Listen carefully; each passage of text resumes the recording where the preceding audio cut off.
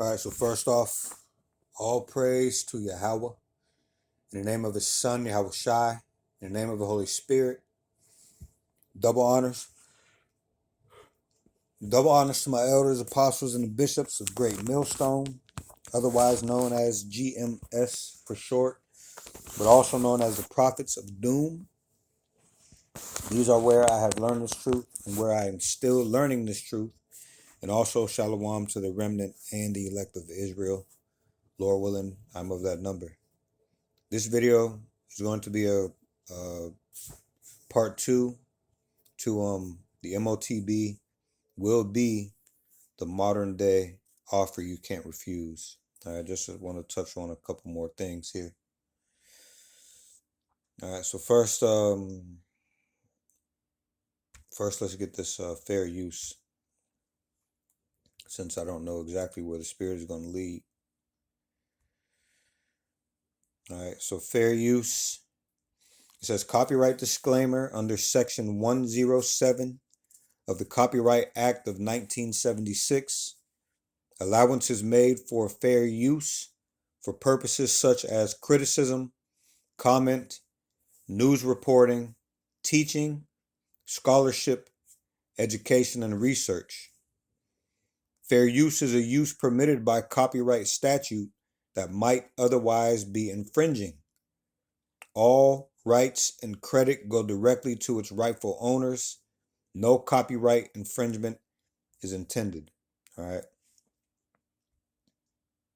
So let's also go over really quickly here.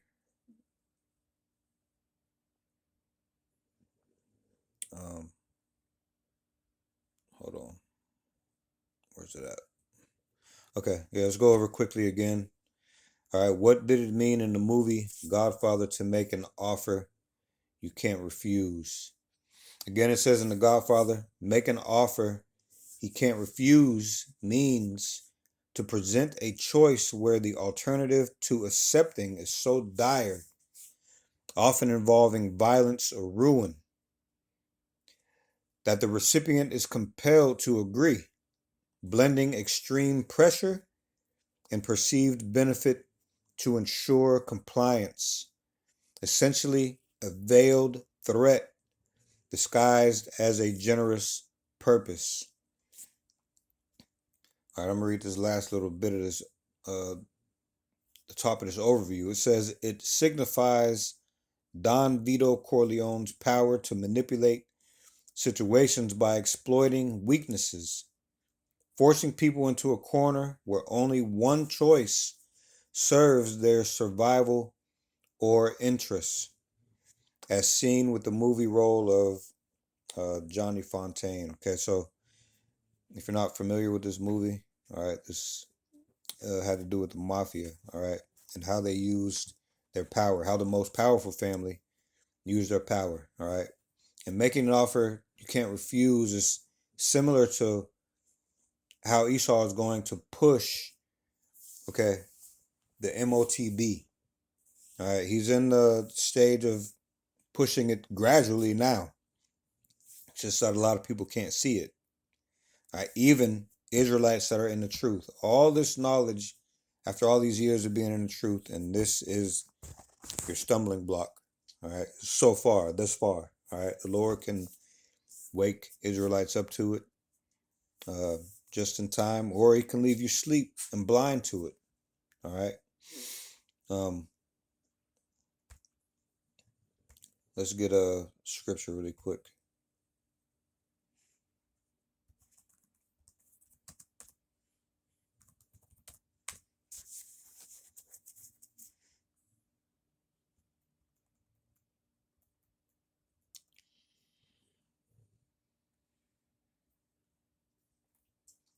All right, let me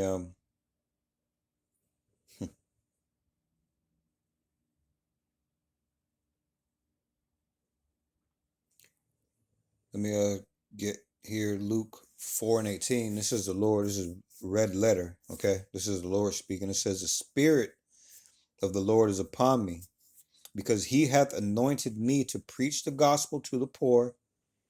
He hath sent me to heal the brokenhearted, to preach deliverance to the captives, and recovering of sight to the blind, to set at liberty them that are abused. All right, and this is speaking of, if you don't know who you are, all right, it's going to be, you're not going to relate, you're not going to think this relates to you if the Lord keeps you blind. If your sight isn't recovered, or if your sight isn't recovered, okay, if you can't hear, all right, things like this. All right, if your sight isn't recovered, you're not going to be able to see this truth. You're not going to be able to see what the mark of the beast is. All right, you're just going to be blind. Okay. Also, let me see something really quick here.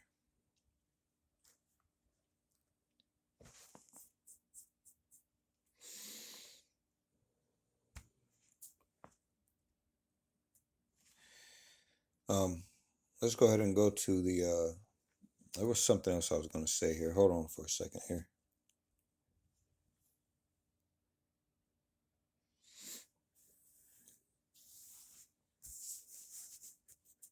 All right. Yeah, because all those descriptions in that verse, Luke 4:18, this is speaking to Israelites. All right, sent the Lord to heal the brokenhearted, to preach deliverance to the captives, because we are still in our captivity, and recovering of sight to the blind. A lot of Israelites are blind. All right, how you react to this truth, whether you can see the prophecies or whether you can see the truth that is being shown to you, all right, is a question. All right, those who can't see are blind. And it says to set at liberty them that are bruised. All right, this is all speaking of all Israelites. All right, and this is what the Spirit of the Lord helps with. Okay, as a matter of fact, in Deuteronomy, it mentions being blind. All right, let's go down here to, let me see.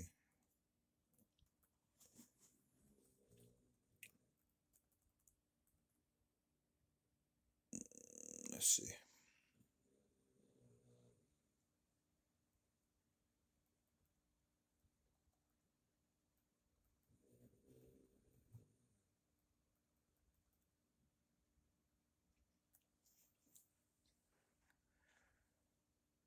Okay, let's start here at Deuteronomy 28:64.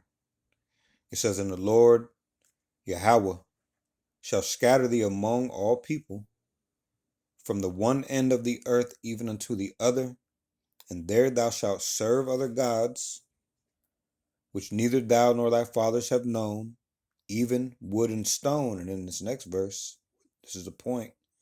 "And among these nations thou shalt find no ease, neither shall thy sole of thy foot have rest, but the Lord shall give thee there a trembling heart, and failing of eyes, and sorrow of mind." Now, this can also be literal.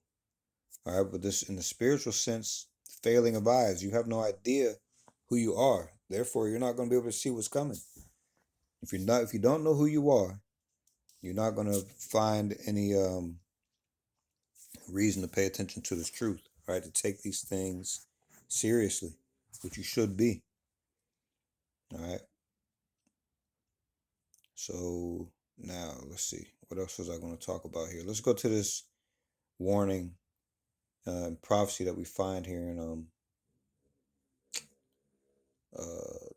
Revelation 13:16, and read that again really quickly, and then we'll get back to the subject at hand, all right? Which this is a subject, all right? This is the subject. So Revelation 13:16, "And he causeth all," that plays a part in that offer you can't refuse, and we'll go into that explanation more of that phrase, all right, in a minute. You'll see. All right, it says, "And he causeth all, both small and great, rich and poor, free and bond, to receive a mark in their right hand or in their foreheads, and that no man might buy or sell, save he that had the mark, or the name of the beast, or the number of his name." All right, again, this is part 2 of a video in the same title. So if you find yourself a little bit lost, go look at part 1. All right. Let all things be done decently and in order. Okay. If you are a little bit more learned, all right, the things that we speak about here, you'll get right away, more than likely. All right, Lord willing, I'll put it that way. All right, so let's go back here and look some more into what it means, all right, to make an offer you can't refuse. Okay. And then we're going to go on and ask another question about this real ID. And we're going to listen for the things that we hear that are described here in this description of making an offer that you can't refuse. So it says key aspects of the offer. All right. It says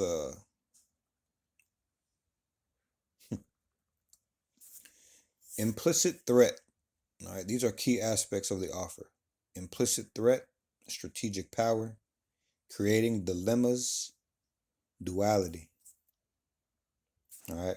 So implicit threat, it says refusal leads to severe, often deadly consequences, though usually not explicitly stated in the initial offer. Now, I think we did read all this the other day, but we'll go ahead and read it now, and then we'll go to what we're going to talk about in this video. Strategic power, it says it's a demonstration of the Don's intelligence and influence, forcing others to submit without direct brutal force. And we did read this, but I do want to go into the definition of what they meant by Don, or what that name Don Vito. All right, what was the meaning behind that name? All right.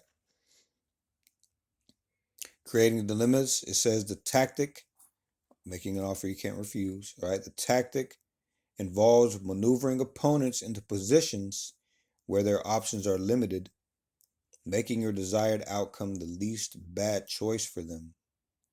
All right. This also goes into that the word causeth, all right, which goes back to the Greek word poieo, which means to make ready, and so at the same time to institute. That's that maneuvering you into position to where your options are limited. All right, where it's going to seem like taking this micro CHIP is the least bad choice for you, because the opposite choice is going to be not being able to buy or sell, right? Potentially starving, not only you, but your family, all right? You getting put out of your house. There's no telling what these people are going to do, and you can't put anything past them. Remember, we talked about Ecclesiasticus chapter 12 and verse 10. Never trust thine enemy, right? So duality, it says the phrase captures the Corleone world's blend of politeness and a menace, where a smile accompanies a demand. See, most of the world, all right, is taken by this man's seemingly to be polite. Speaking of Esau Edom, all right. But what he's done is he's dumbed you down. He's disarmed you with false doctrines, with vain words. All right. He's really been the menace upon this earth. All right. So his demands accompany the smile that he seemingly has, all right, to make him more devious and crafty. Okay. There's a quote by another mobster along those lines. I think it was Al Capone. Let me see if I can find this quote. I'm pretty sure it was him, but let's see. Capone quote about a smile and a gun. All right, let's see. It says Al Capone's famous quote about a smile and a gun is, "You can get much further with kind words and a gun than you can with just a kind word alone." All right, or variations like a smile can get you far, but a smile with a gun can get you further. All right, he's going to present the smile to you. All right, he's going to come off being, what does it say? Two horns like a lamb, yet spake as a dragon. All right, he's going to come with that docile, that smile, all right, if you will. And then pretty soon it's gonna come with that gun, or uh, that's speaking as a dragon, putting these draconian laws on you. All right, so let's get that verse since we mentioned it. Okay. Uh,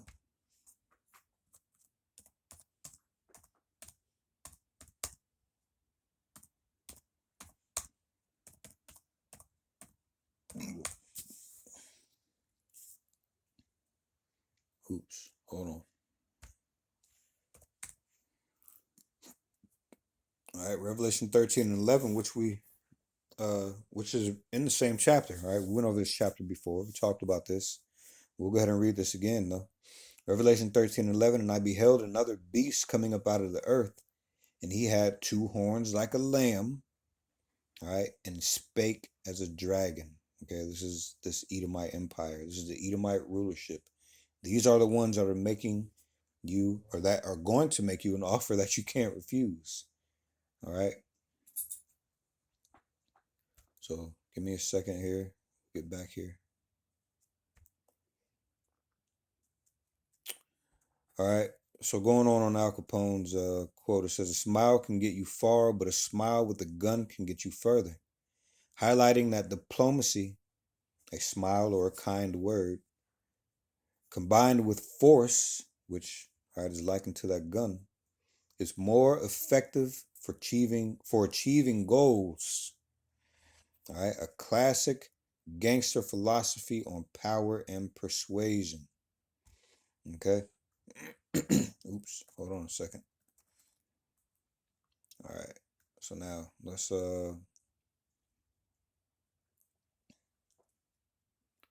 let's go back here. Where were we?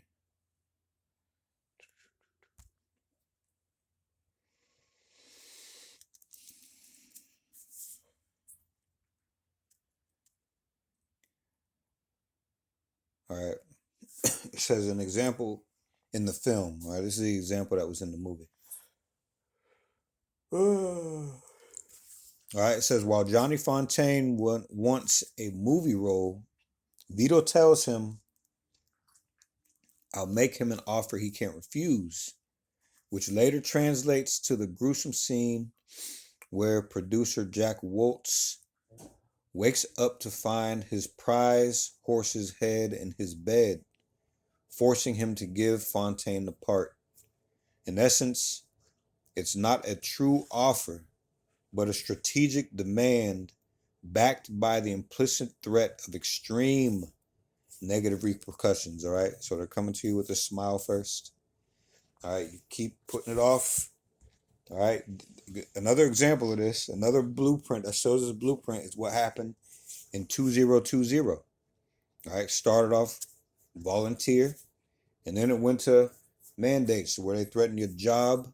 All right, they threatened you getting into places where you could buy food, potentially buy things to build a roof over your head, all right, or get clothing. All right, they already ran this play. All right, as a matter of fact, their playbook is tired out now, man.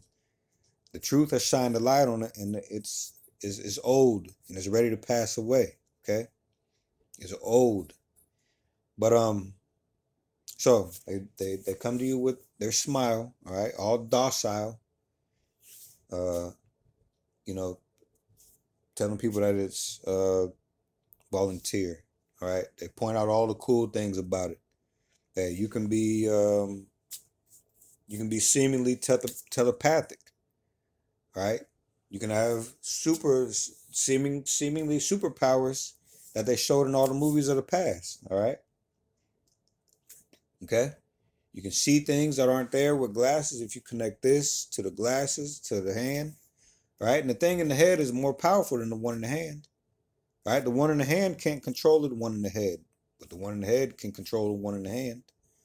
All right? Everything is controlled by up here. Okay? So the one in the head is even more powerful. A couple of examples that we give again of the micro C-hip are Neuralink, which is the one in the head. All right. Not that he just bought that on the scene. All right. They're using Elon Musk to make it popular. But they've been working on this thing ever since before you knew Elon, okay? And then there's companies like Walletmore, Walletmor, right? Go look at that technology. Anyway, they come to you pointing out all the uh, hip things, right? The cool things, the cutting edge of technology things to get people to want it. All right, guess what, man? You don't need your keys anymore. All you gotta do is go wave your hand in front of your car. You know what I mean? You don't have to worry about getting into your safe anymore. Hold on. All you gotta do is wave your hand in front of your safe. All right. You don't have to worry about carrying a wallet. All your damn everything that's in your wallet can be put on this micro C hip because everything is going to just information. Look, when they took the dollar off of the gold standard, all right, that paper was worthless. They just made you believe that it was paper. Now it's going to a place where you don't even have paper. Money and everything else is just going to be numbers and characters on the screen. All right, and they're going to be able to change that or turn that on or off at their will.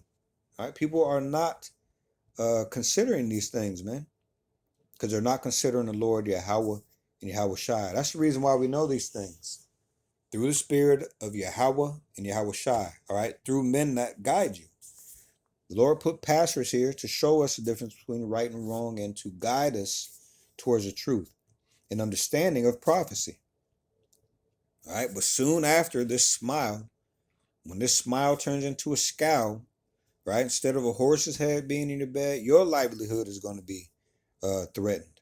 All right, remember, it was that producer's prized horse. He woke up with its head in his bed, man. All right, they made him an offer he can't refuse. Like, look, we can get to your ass. We can get to your ass and make you, okay, do the thing that we want you to do, one way or another. Okay, but it's not us making you do it. All right, you're gonna choose to do this. Okay, so they're gonna threaten your livelihood. All right, you may think that you can survive on your own, but what are you gonna do if you have kids, close relatives, friends? Even if you are a loner and you think you're gonna survive off the grid, that's another. You got another thing coming. Don't you know they building a surveillance state? Okay, you're not gonna be able to survive off grid. All right, they're trying to kill everything, man, and grow meat, grow the things that they need. If you want a real animal, guess what you're gonna have to do? Go onto their property. All right, because they buying up everything. They're buying up everything. All right, there's going to be nothing but this choice. All right, if you are outside of the truth, okay, if you are outside of the Lord's temple, there's nothing to do but to take this thing. Otherwise, you're gonna starve and die the fuck out, man. All right. If it wasn't for the Lord having a remnant in the elect, he said, hey, everything would be dead. Okay? I don't want to mess that scripture up. Let's go ahead and get that before I mess that up. In essence, though, that's what he's saying. Let me see.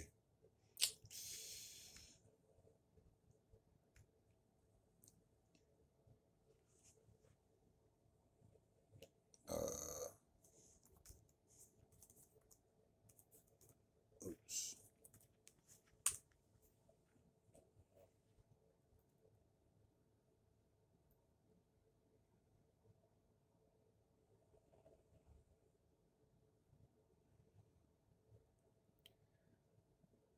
All right, hold on a second.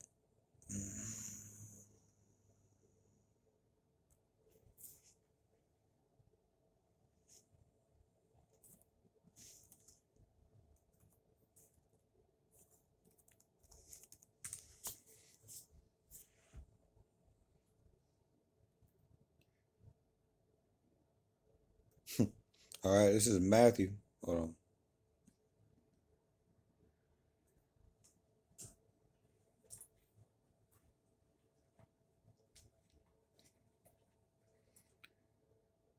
Let's see. Hold on. I don't know if I want to do Matthew 24 or Matthew 13. So give me a second here.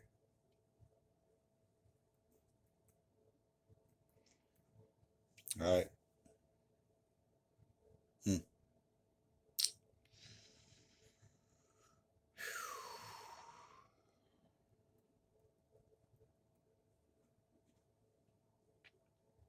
Now, this is Matthew 24, 21, and 22. The point being in 22, it says, For then shall great tribulation, excuse me, for then shall be great tribulation, such as was not since the beginning of the world to this time, no, nor ever shall be.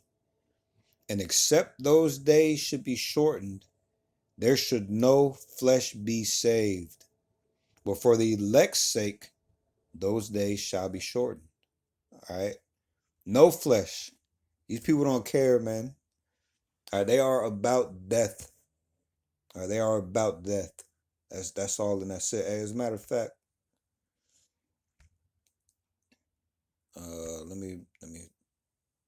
let me see if I can find this verse. I can't even really think of too many words in it, but let me see.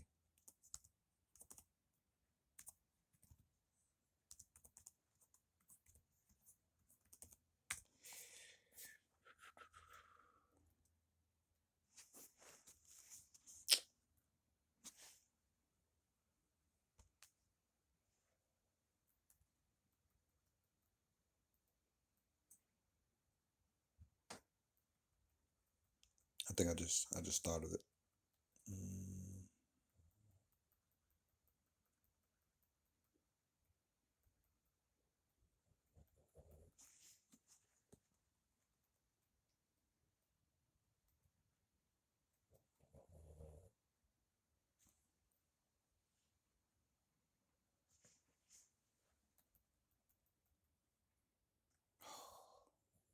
I thought I just thought of it, but something else just came to my head, so I don't know.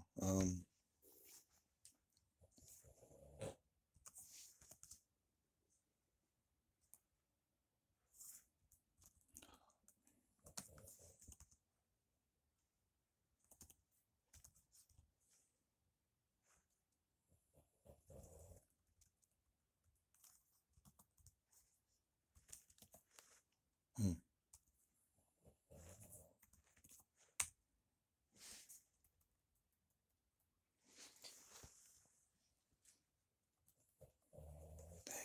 I keep getting words.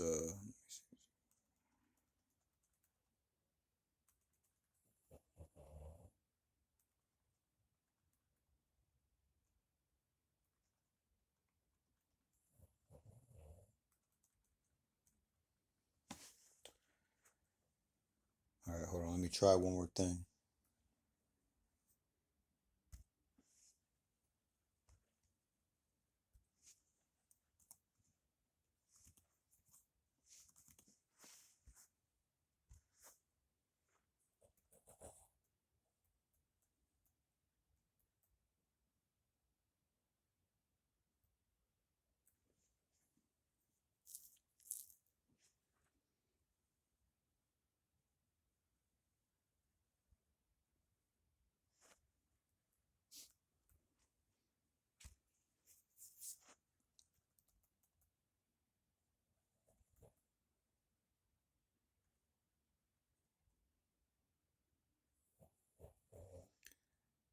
Oh man. Uh,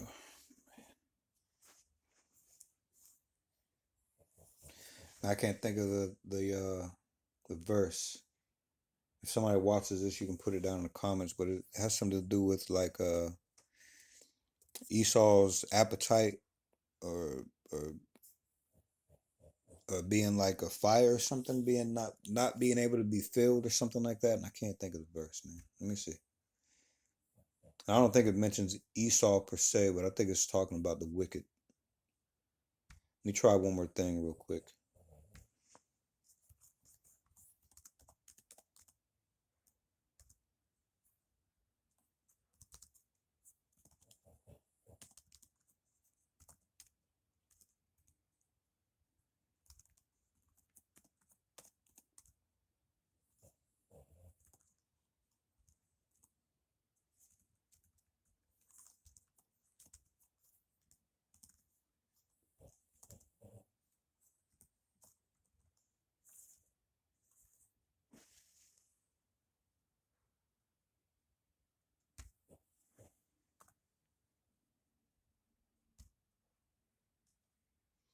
Let me see if it comes up.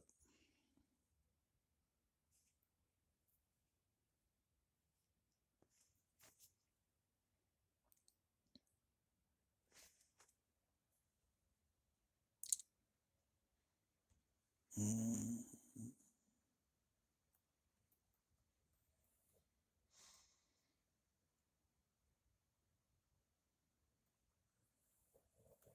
All right, that's not it. Hold on.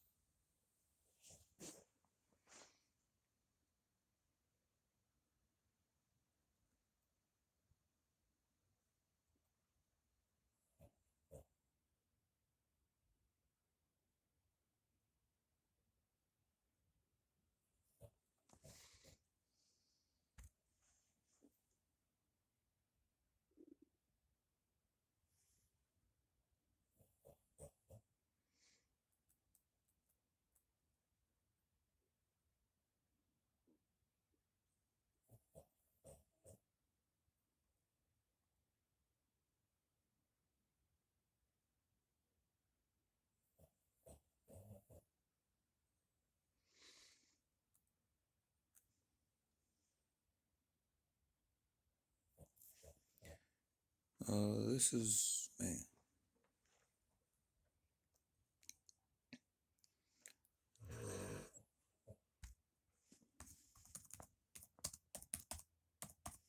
Let's see. Let's see if this comes up. Hold on.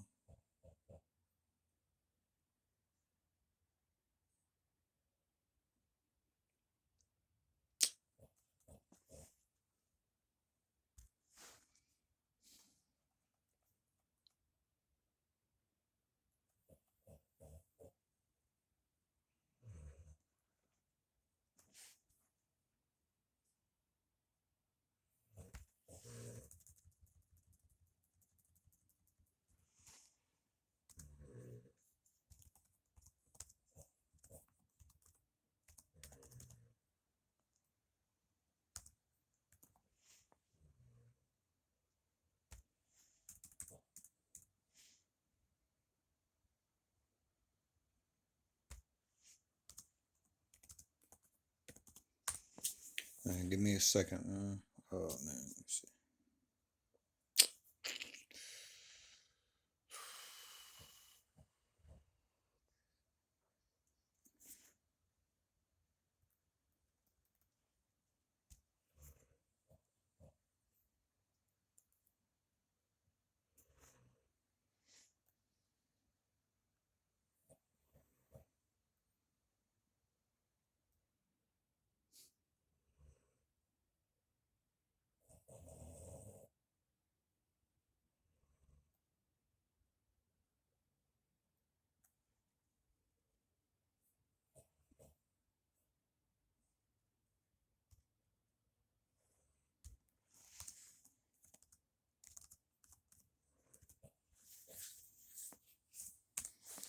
Yeah, I probably won't be able to find it.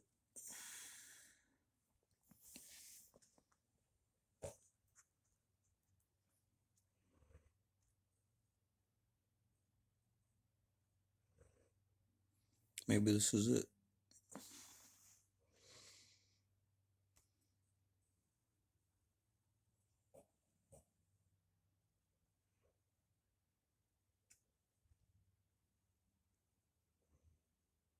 No, that's not it.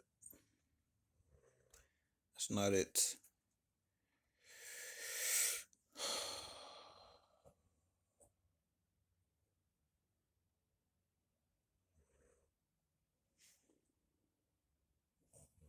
$23. It's rock 23.16. Let me see something. My fault, brothers. Hold on, give me a second here.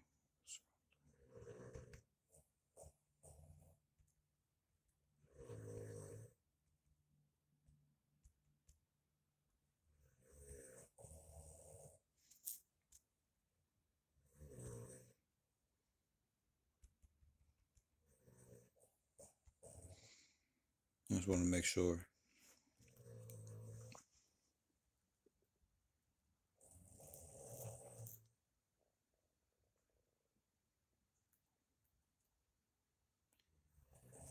Yeah, this isn't it. All right, I don't think I'll be able to find it, but hey. Anyway, so let's get back to this. My bad for that.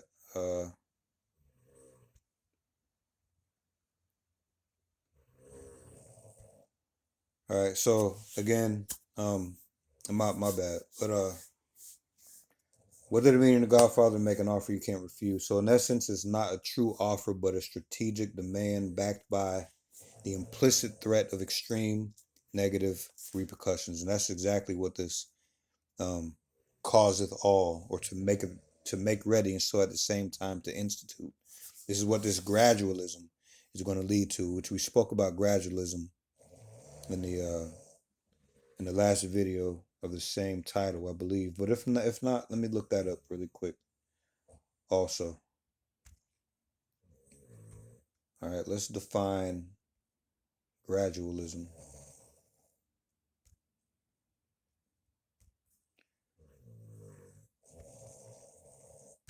because that's how they're bringing this mark of the beast in.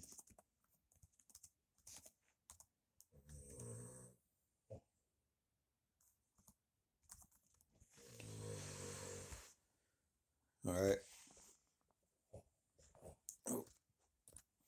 Gradualism. Gradualism, a policy of gradual reform rather than sudden change or revolution. All right, let's see what gradual is. Gradual. Taking place or progressing slowly by degrees. All right. As a matter of fact, let's ask a question. Could a digital ID be considered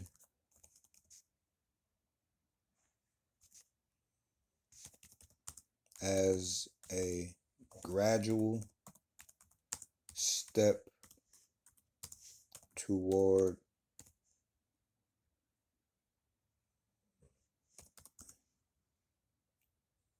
mandatory? I'll just put it that way. I don't know how this thing is going to answer. Mandatory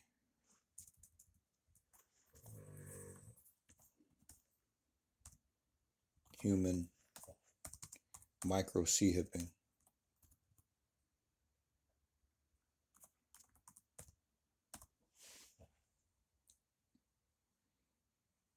Now I'm gonna put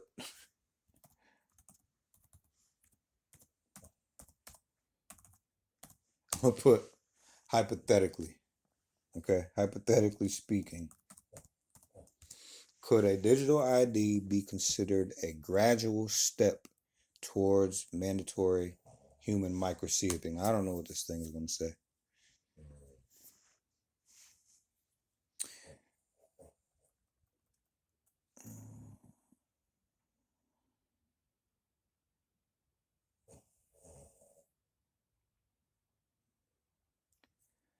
Let's read this. It says digital IDs which centralize personal data for convenience in healthcare. Remember, we spoke about um, two horns like a lamb, and tell you about peace, convenience, and safety to get you to volunteer to take this thing, and then it's going to turn to something else. All right. Digital IDs which centralize personal data for convenience in healthcare payments and access are viewed by some as a potential stepping stone toward mandatory human micro C hipping.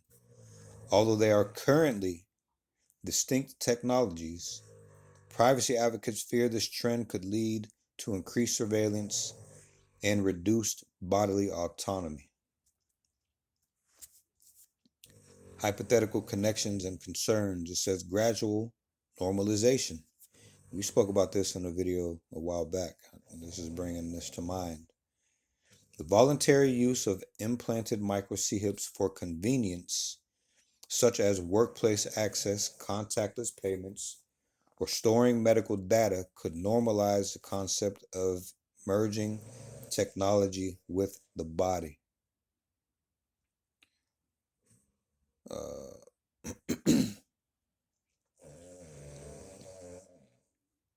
It says, while digital IDs are primarily software based on smartphones or cards, they represent a move toward more integrated, easily tracked digital systems, which critics argue sets a technological precedent for physical implants. And this is exactly what we're talking about here. We read that in the maybe like 3 videos back. There was a video with red cover art that just had, I think it was just Mark of the Beast on it. And we went over, I think in part one of that, if there was a part one. In one of these videos, all right, we've read in a few videos what it stated about the fourth industrial revolution. We can go ahead and visit that now. We'll go ahead and visit that really quickly here. What is the fourth industrial revolution? Is an article that was written in January 2016. All right, and within this article, it goes over the different revolutions. All right, the revolution one, revolution two, three, and now four. All right, which is the topic of this article. Now, within describing what four is, it says the fourth industrial revolution represents entirely new ways in which technology becomes embedded within societies and even our human bodies. All right, again, pointing to what this mark of the beast is. It is the micro C-hip. All right, so let's go ahead and go back here. I wasted a lot of time looking for that verse. So first, what I want to do here is ask, what does Don Vito mean? All right. It says Don Vito, which was the head of the Corleone family in that movie. All right. The one who first stated, all right, will make him an offer that he can't refuse. Okay. So Don Vito, it says, combines the Italian title of respect, all right, which Don, all right, means sir or lord, all right, that harkens to the respect. If you call somebody sir or lord, okay, that's showing respect. Or you can call them boss, all right, sir, lord, or boss. So Don Vito combines the Italian title of respect, Don, meaning sir, lord, or boss, with the name Vito, which means life or alive. All right. So let me see. Breaking down the name, Don, the honorific title meaning sir or lord, originating from Latin dominus. It's used for respected men, especially powerful figures like mafia bosses, but also for clergy or nobles. Vito, it says an Italian name derived from the Latin vitus, which means life or alive, or vitus. All right, that's why you have things called vital signs. All right, that's where they stem from. So Don Vito together says as a surname can mean son of Vito or belonging to Vito, indicating lineage from someone named Vito. It says in popular culture, Vito Corleone in The Godfather, Don signifies his role as the head of the Corleone crime family. People called him Don Corleone or Godfather as a sign of respect, indicating an uncle-like authoritative figure who dispenses favors. Now Esau is sitting up here like he is a man of respect, all right, because everyone treats him as such, all right. Everyone treats this man like he deserves the respect, but he does not. And really, the Lord is the Don Vito. All right, he's going to veto he's going to reject your deposits, Esau. Okay, I mean veto, Veto. All right, but he's also veto, Vito. He's Don Vito. The Lord is. All right, he is the Lord that is alive. All right, the living power. All right, this is who you facing, Esau. Okay. All right, so now let's go to this. All right, we already read what that offer means. Now let's go to how does not having a real ID hinder someone? Oh, I did that already also. All right, we did that already. So there is another question. So the question I'm going to ask now is,